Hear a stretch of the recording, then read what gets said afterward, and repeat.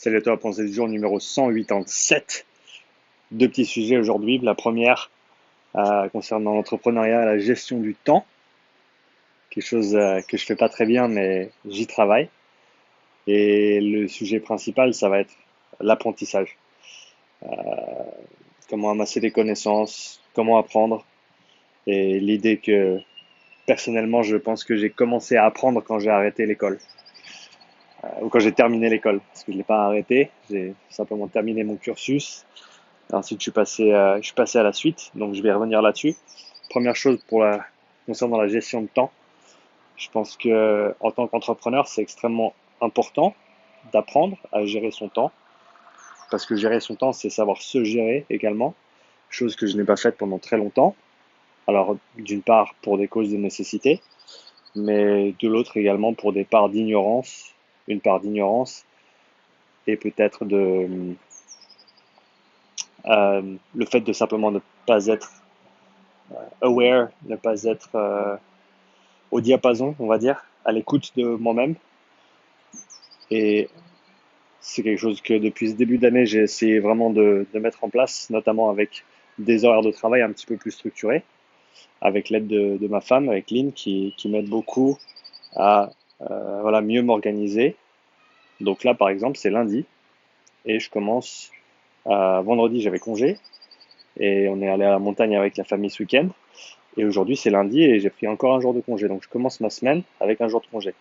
Alors, c'est clair que quand tu es dans tes premières années de pratique en tant qu'indépendant, en tant qu'entrepreneur, des fois, tu n'as pas vraiment le choix. Parce que tu as des factures à payer, il faut faire rentrer des sous. Et donc, ben, les opportunités, elles sont pas infinies, en tout cas pas au début. Et donc, il faut les prendre quand tu les as. Ce qui veut dire que c'est peut-être un petit peu plus dur de gérer son temps. Cela étant dit, je pense que c'est important de réfléchir à ta gestion du temps le plus rapidement possible. Faut pas attendre. Faut pas attendre que ce soit trop tard, comme moi j'ai pu le faire, pour se dire, eh ben, faut peut-être que je commence à optimiser mon temps. Est-ce que je veux coacher tous les jours? Ça, c'est une question à se poser déjà. Et certains le font et c'est très bien.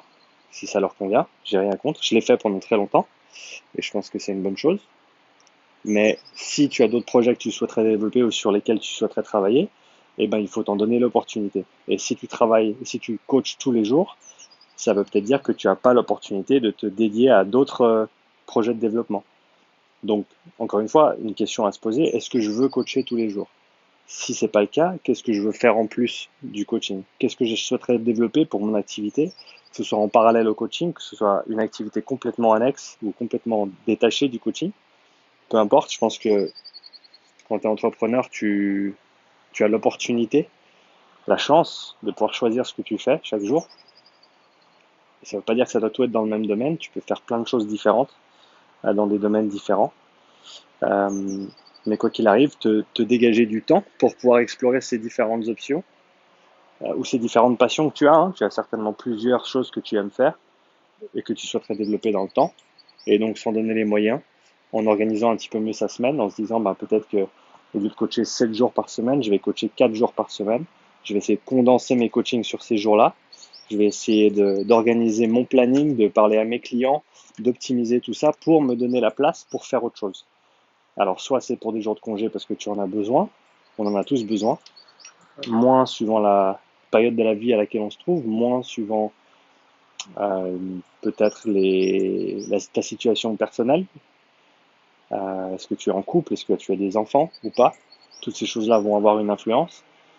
Mais quoi qu'il arrive, je pense que c'est jamais trop tôt pour commencer à penser à l'optimisation de son planning. Ça ne veut pas dire que tu vas pouvoir le faire tout de suite, parce qu'encore une fois, quand tu dois faire des heures pour gagner des sous pour payer tes factures, il faut faire des heures.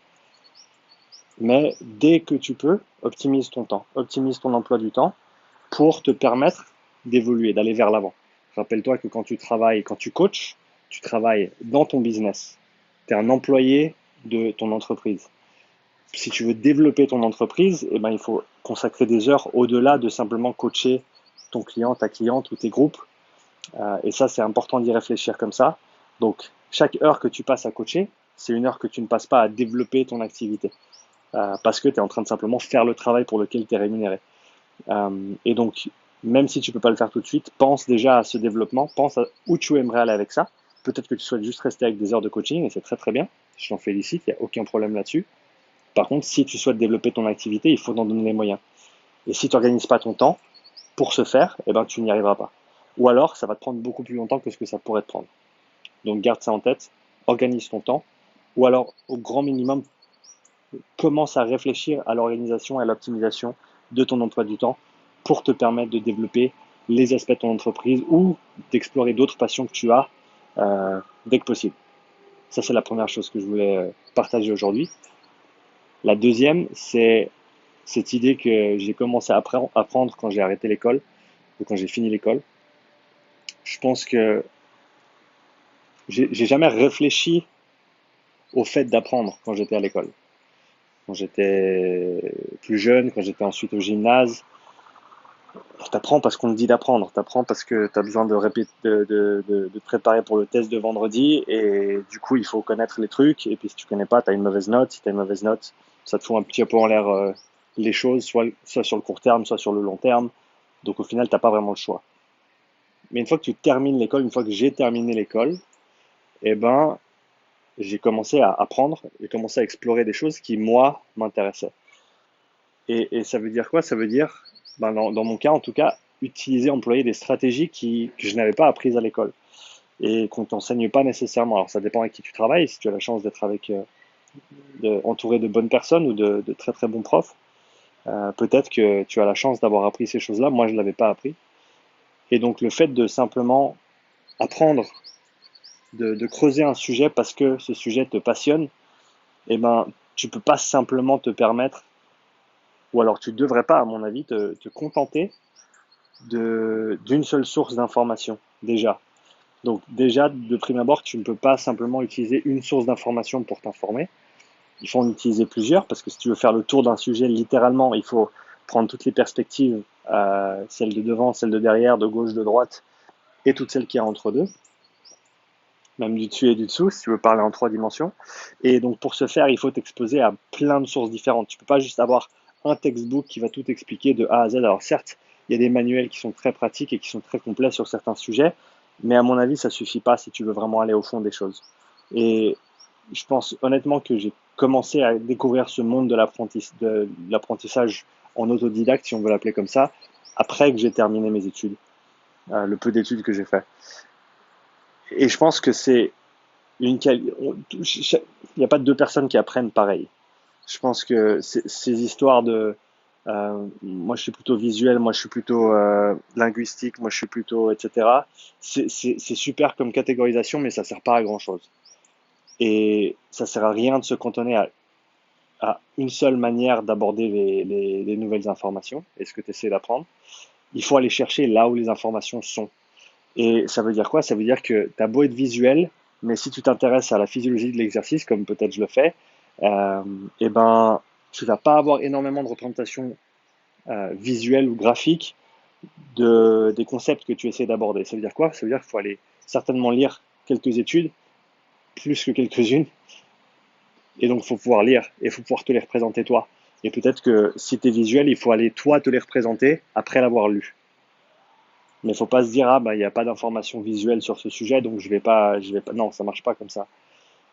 En plus de ça, il faut vraiment, à mon avis, et ça c'est quelque chose qu'on t'apprend pas nécessairement à faire à l'école, en tout cas moi je l'avais pas appris, à passer d'un sujet à l'autre, à sauter, à traverser les frontières entre les différents domaines d'expertise. Il faut vraiment y aller et il faut pas se retenir. Juste parce que tu es un préparateur physique, juste parce que tu es un personal trainer, ça ne veut pas dire que tu dois que lire en coaching, tu dois que lire en préparation physique, tu dois que lire en sciences du sport. Je pense qu'il y a tous les sujets adjacents, parce qu'au final, c'est ça, hein, tu construis une base générale pour ensuite être le meilleur dans un domaine spécifique. Et ça, je pense que on le sait que on sait que c'est vrai en préparation physique. Il te faut une base de préparation physique générale pour ensuite performer au plus haut niveau dans un sport de manière spécifique. Et je pense que c'est vrai pour les connaissances également. Et plus ta base est grande, plus tes connaissances générales sont étendues et plus tu vas pouvoir intégrer et exploiter tes connaissances spécifiques dans un sujet donné. Ça veut dire qu'il ne faut pas avoir peur de se dire que ah ben là, je suis en train de lire un papier sur la biochimie ou sur les échanges gazeux. Ah ben peut-être qu'il faudrait que j'aille revoir mes bases de physique ou de chimie pour mieux comprendre ce papier que je suis en train de lire ou pour mieux comprendre ce concept que je suis en train d'explorer. Ou alors, tu es en train d'essayer de peaufiner ton approche avec tes clients, la façon dont tu parles à tes clients, tes nouveaux clients, tes clients que tu as depuis longtemps.